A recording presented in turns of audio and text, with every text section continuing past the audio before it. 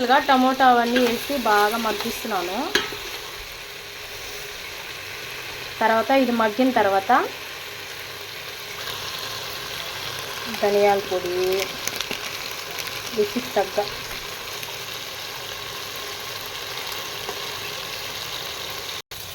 Chicken వేసాను.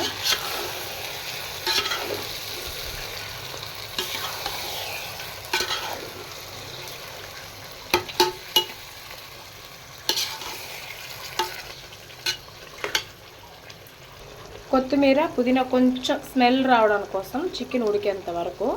తర్వాత rice వేసుకున్నాము. మూత పెట్టేసుకున్నాను. 4 గ్లాస్ బియ్యం తీసుకున్నాం కదా, 8 గ్లాసు వాటర్ పోసాను. అన్నీ వేసేసాను. ఇంక ఇది ఉడికిన తర్వాత రైస్ వేసుకోవడమే. ఉడుకుతూ ఉందన్నమాట. రైస్ వేసేసుకుందామండి. ఫైనల్లీ బిర్యానీ అయిపోయింది.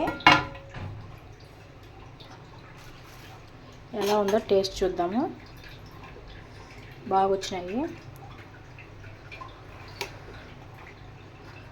ఎప్పుడు బాస్మతి రైస్లోనే చేస్తాను కదా, ఇప్పుడు వెరైటీగా ఇట్లా చేశాను. పొడి పొడిగా వచ్చింది. టేస్ట్ ఎలా ఉందో తిని చూపిస్తాను.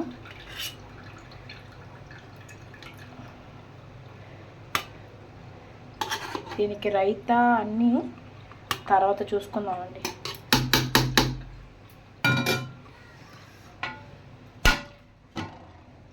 ఇది శాంపుల్కి మాత్రమే.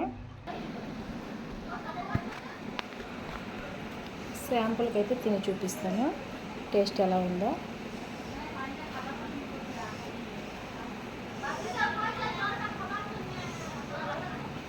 చాలా అంటే చాలా బాగా ఉంది. కలర్ఫుల్గా కూడా ఉంది అన్నమాట.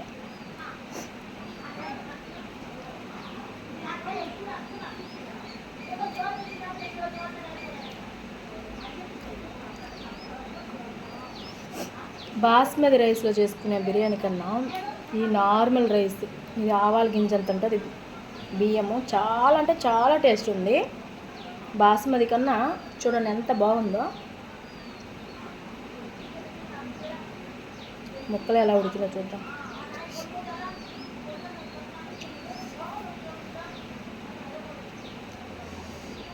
ముక్కలు అయితే చాలా బాగా ఉడికినాయి.